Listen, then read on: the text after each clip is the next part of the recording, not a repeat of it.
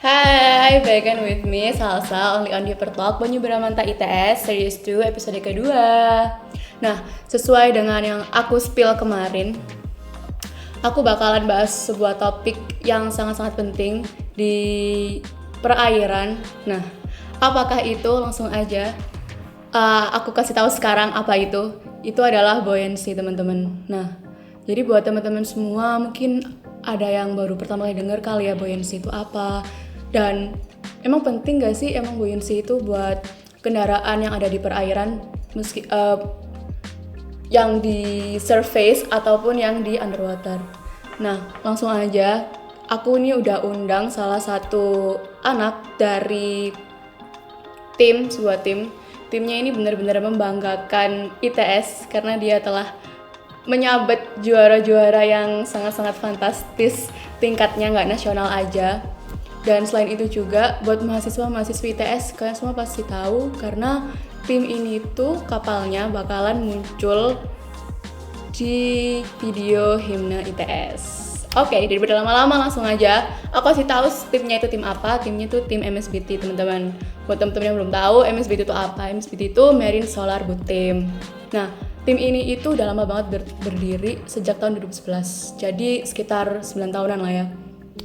Dan juga tim ini memberikan inovasi dalam penggunaan energi ramah lingkungan, teman-teman. Jadi sejalan dengan konsepan ITS yaitu Eco Green Campus. Oke, langsung aja kita sambut teman aku ini dari MSBT. Markisam, ini dia Adit. Halo. Halo Adit. Halo. Selamat pagi. Ayo kenalan dulu. Ya, Oke. nama saya Adit Rahman Husain, biasa dipanggil Adit. Saya dari Departemen Teknik Sistem Perkapalan 2019 di Marine Solar Boot Team atau MSBT sendiri. Saya berperan sebagai mekanikal, berada di divisi mekanik. Oh, divisi mekanik. Adit, gimana kabarnya Adit? Alhamdulillah sehat. Selama pandemi ini Sehat. alhamdulillah belum pernah sakit. Alhamdulillah, jangan sampai ya. Ngomong-ngomong, ini MSBT waktu pandemi gini kesibukannya ngapain aja?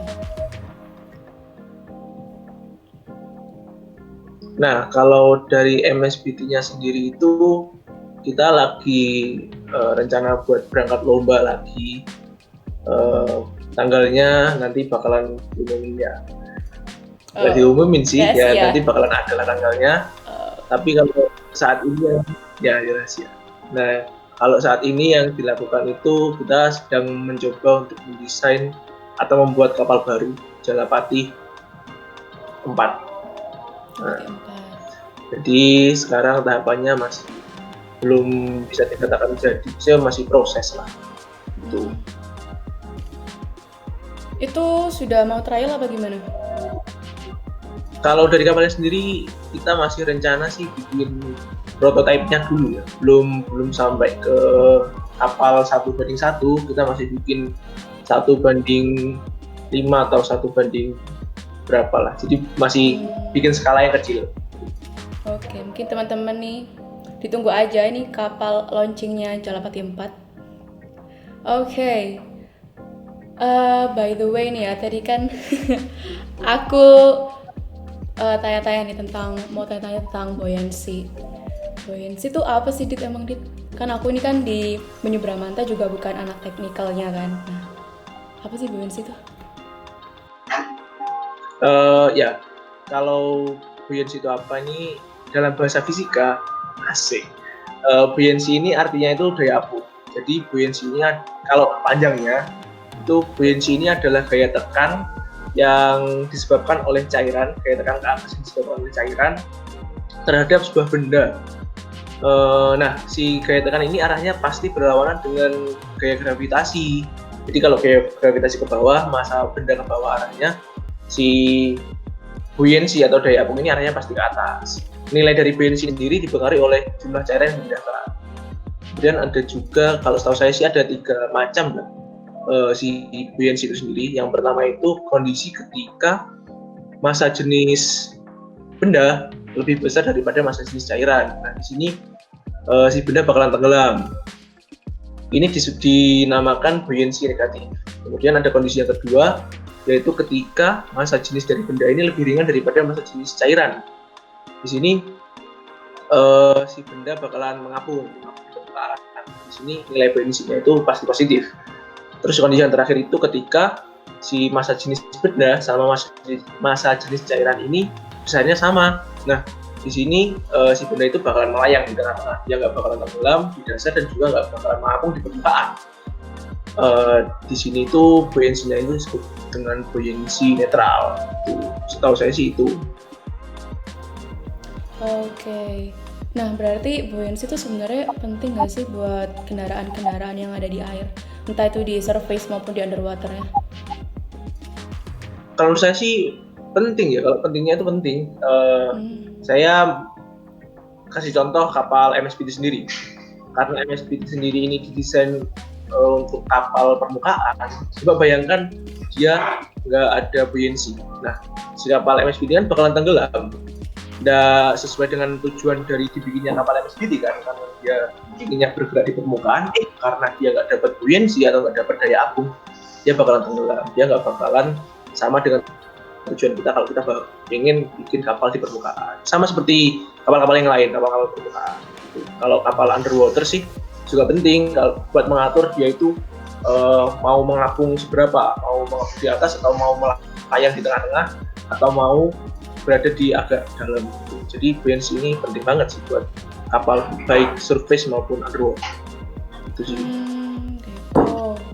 Terus buat bedanya buoyancy di kapal aku nih yang underwater sama kapal kamu yang di surface tuh ada nggak sih?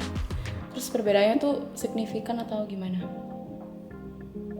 Kalau perbedaan, kalau setahu saya kan Banyu Bramanta itu dia seperti kapal selam ya. Dia berada di bawah permukaan, intinya underwater lah.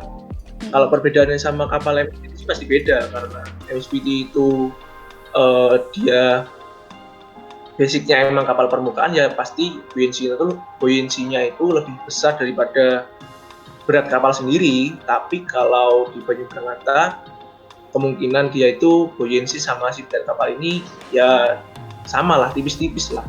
Perbedaannya mungkin tipis-tipis karena emang dia itu basicnya underwater. Bedanya di situ sih. Kalau di Banyu Bramanta yang underwater itu mungkin buoyancy-nya ini nilainya netral, tapi kalau di MSPT itu nilai buoyancy itu harus positif karena emang dia itu kapalnya di permukaan. Itu sih.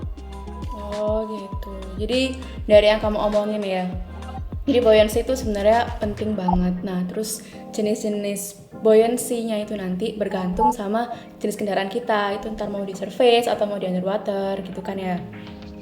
Benar. Nah, Benar. sejauh ini sih itu aja Dit yang mau aku tanyain. Jadi makasih banyak udah mau ngeluangin waktunya bikin podcast bareng aku. Nah, buat teman-teman di sini mungkin ada yang pengen tahu nih Dit, mau kepoin lebih lanjut tentang tim kamu. Nah, itu mereka bisa cari di mana sih? Di sosmed mungkin? Kalau sosmednya MSPT itu ada, saya kasih tahu Instagramnya aja ya. ITS underscore @ITS_MSPT itu official account-nya Instagram punyanya MSPT. Oke, jadi di @ITS_MSPT.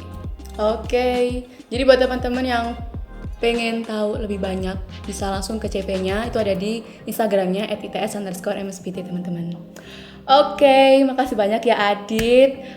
Jadi teman-teman segitu dulu podcast aku sama teman aku Adit dari MSBT.